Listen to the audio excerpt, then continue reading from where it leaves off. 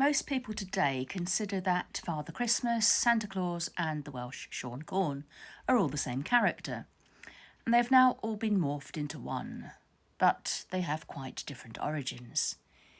The English Father Christmas has a long history as a personification of the Christmas festivities, and prior to that may have been a winter spirit or even an old god, perhaps derived from Woden or Odin and dating back to Anglo-Saxon times. One of Odin's names is Yolnir or Yule Man, and another is Yalfadur, meaning Yule Father. And Odin is associated with the Germanic festival of Yule. The theory that Father Christmas originated from the Norse god Odin is a popular one, based on Odin's description as a long-bearded, cloaked figure who rode a magical eight-legged horse through the winter sky.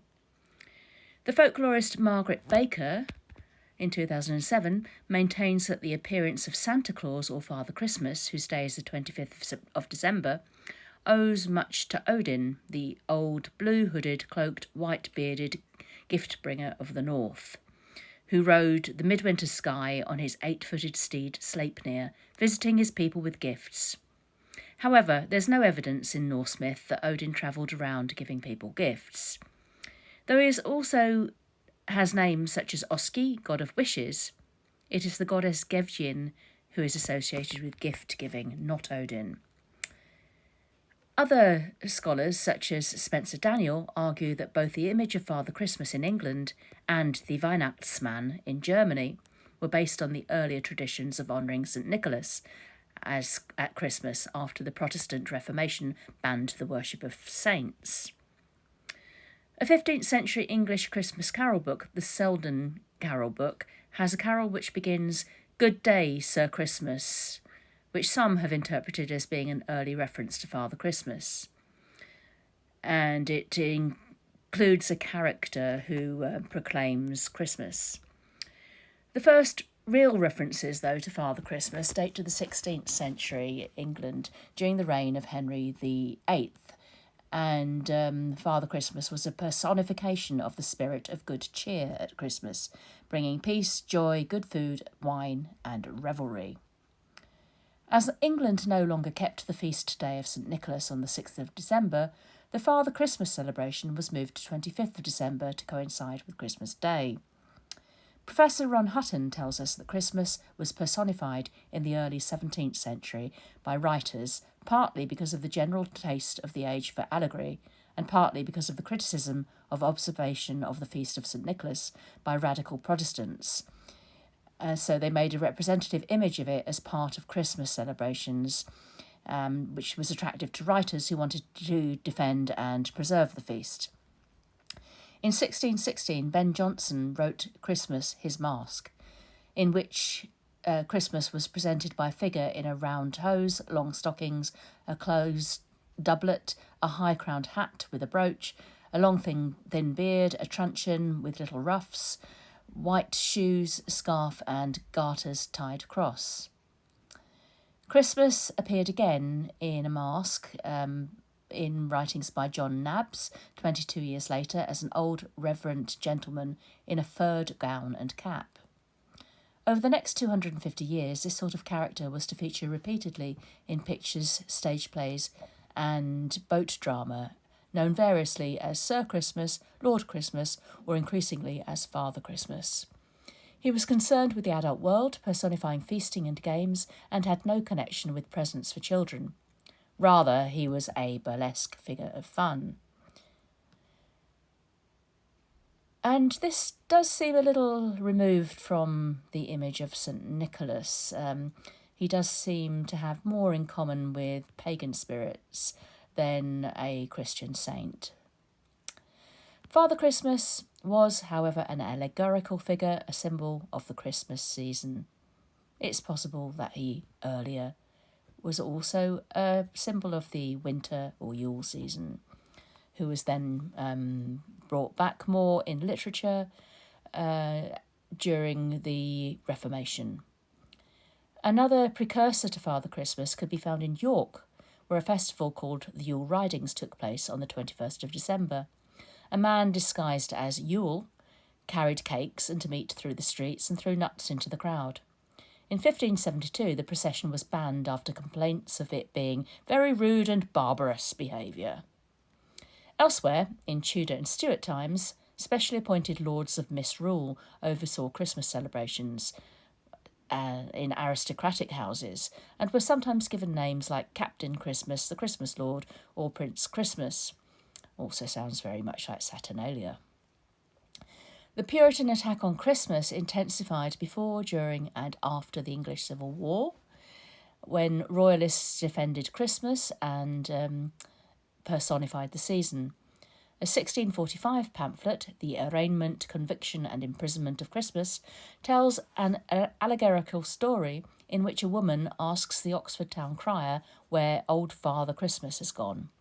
She's told that the poor old man was arraigned, condemned, and after conviction cast into prison amongst the king's soldiers, fearing to be hanged.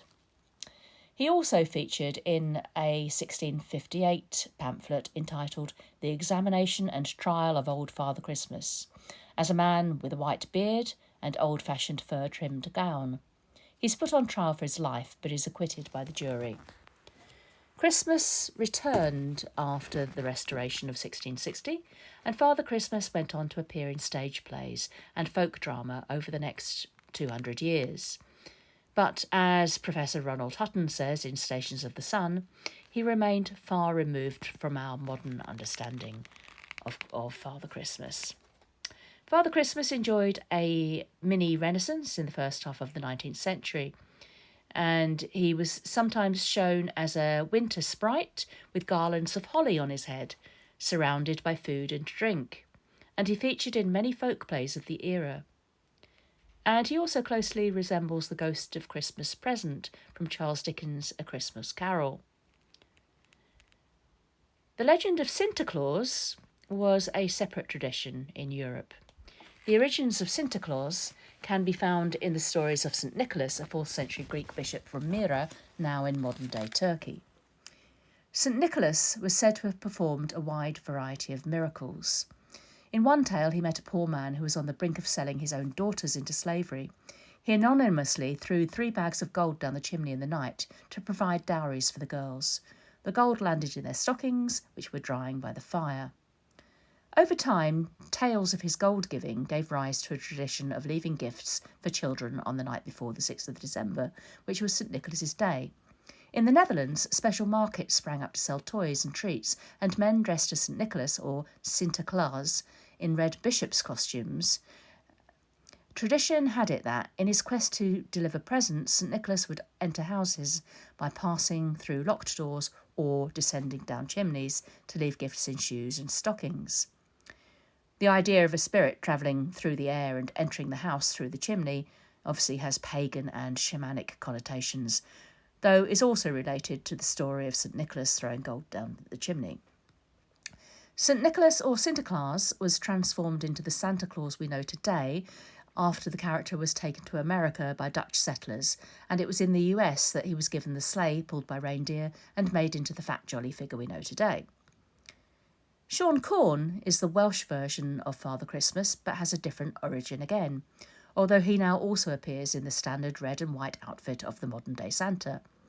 A song about him, which is often part of school Christmas concerts in Wales, first appeared in 1923 in a collection of children's songs, Care Thee Hugh Pew and Other Children's Songs, edited by the poet and scholar J. Glyn Davies. Davies added an explanatory note saying that the history of Sion Corn is unknown to him any further back than his father's dialogues with him in the 1870s. He was a benevolent spirit living up the chimney. He liked to get children off to bed early and made presents at Christmas as a Welsh Santa Claus. Davies said that he doesn't know whether his father found him in his mother's home or invented him.